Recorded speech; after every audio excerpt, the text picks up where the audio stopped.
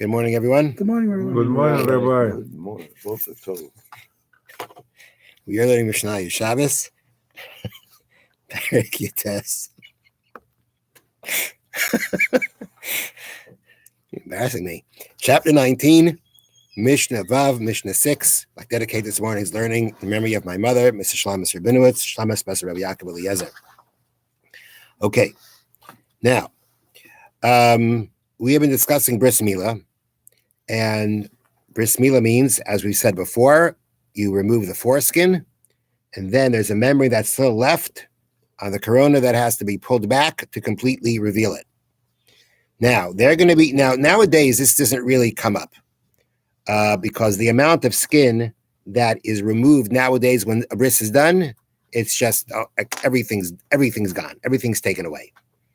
But according to the actual halach, letter of the law, it's not like every single bit of skin has to be removed. And it seems like it wasn't necessarily done that way. At the same time, though, Elohein tzitzin hama'akvenes hamila. These are tzitzin, they translate as shreds of foreskin that will actually prevent the milah. Ma'akven is hold back the milah, meaning you can have a certain shreds of skin that are still left that actually, if they are left, the bris milah is not valid yet. Those shreds of skin have to be removed in order for the bris milah, circumcision to be valid. So Elohein tzitzin hama'akvenes hamila. These are the shreds of foreskin that can hold back the milah from being considered a kosher one. Basar ha'choife es roiv ha'atara. This translates as, basar means flesh, but it really means skin in this context. Skin of the foreskin that covers a majority of the corona. Now, the corona is the part of the male of the member that gets bigger towards the tip, or that's where it starts getting wider and goes to a tip, the crown, so to speak. And so if there is foreskin that is covering the majority of the corona, that foreskin has to be removed. Those shreds of foreskin have to be removed because otherwise the bris milah will not be considered a valid one. Now, let me read to you here from the bottom what exactly this means. What does it mean that this skin is covering the majority of the corona? So they say the corona is the raised portion of the member. There are two ways in which the foreskin is considered to cover a majority of the corona. If a piece of the foreskin remains around the most of the corona's circumference, the circumcision is invalid. So it seems that around it, right, the circumference of the corona, the majority of that circumference is still surrounded by some shreds of skin, of the foreskin. Okay? If those are there, not kosher. Or, in addition, if a piece of the foreskin, no matter how thin, covers more than half the distance between the edge of the raised area and the tip of the member, the circumcision is also invalid. Meaning if it's going around the circumference, it's going to kind of be a thick piece of skin. Here it's saying about you can have a thin piece of skin, but distance-wise, if it covers more than half the distance between the edge of the raised area and the tip of the member, that also would validate the circumcision. That will validate the bris milah. Now, when that happens, the Mishnah says, if you don't fix this, then this person can't eat truma. If this child is a Kohen and the child wants to eat truma, a Kohen who is an Arel, who is uncircumcised, may not eat truma. So the Kohen is considered uncircumcised if this part of the foreskin still remains. If you have the basa, you still have roiv ha'atara, rov of the corona that is covered by foreskin. You took off some, you may have taken off a lot, but there's still some layer of it that's there. So if it's there again, surrounding the majority of the circumference, or it's even a thin strip, but again, it's covering more than half the distance between the edge and the tip, that will also invalidate it. So my understanding is it can be a thin strip, but at the end of the day, if it's covering more than half the distance, it's going to invalidate it. Now, another thing that's important to know is that what another difference this can make, whether the child's considered circumcised or not, will have relevance regarding Shabbos. Now, first of all, if you remove the majority of this skin, right? The majority that's covering, and you remove it. But there's still little shreds left here and there. But they don't constitute anything. They don't constitute covering the majority. It's kosher. You don't have to bother with it. You don't have to take it off. You can leave it there. Now, whether it's covering the majority and invalidates the bris milah or not makes a big difference on Shabbos.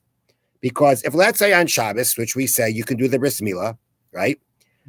You've done the bris, but you see that there are these tzitz and hama'akvin, the shreds that invalidate the bris are still there. Well, that means the bris hasn't been completed. Can you remove those shreds that cover the majority on Shabbos? You certainly can. Not only that, if your hands are still, if the moyel's hands or the person in the circumcision, his hands are still there, meaning he removed the ones that invalidate the bris milah, right? But he hasn't pulled his hands away yet from what he's doing, then even the little shreds that don't invalidate the bris milah, you can take them off also on Shabbos. But if let's say he took off the ones that invalidate the bris milah, and then he pulled his hands away, and then he says, then he sees some other shreds that don't invalidate. Then already, once he pulls his hands away, he cannot go back and take them off. So it's once he's involved in the act of the bris milah, he can take off the extra parts that wouldn't invalidate. But once he kind of stops doing the bris milah, he can't go back and just take off the ones that don't invalidate. But if, let's say, he went ahead and he did the bris milah, took his hands away, and then noticed that you still have the shreds that are covering the majority and would invalidate the bris milah, he goes back and does it because the bris hasn't been finished yet. Now, v'mhoya bal basar. Now, let's say this child is bal basar. They translate it as plump, okay? And the point is like this. He's a big kid, so that even after the foreskin is removed, meaning it's completely removed, kosher, the flesh above the corona droops and covers the area of the circumcision, making the child appear uncircumcised.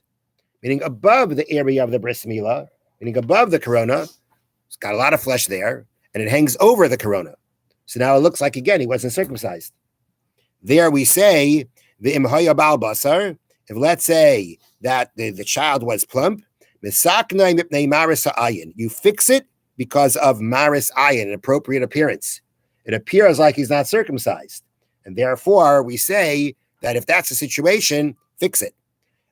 You can't fix it on Shabbos, but the point, and again, the Mishnah is not discussing specifically Shabbos. The Mishnah is discussing the laws of bris milah here.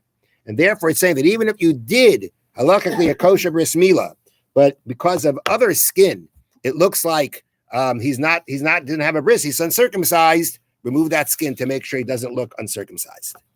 The Mishnah concludes, Mal v'lo para.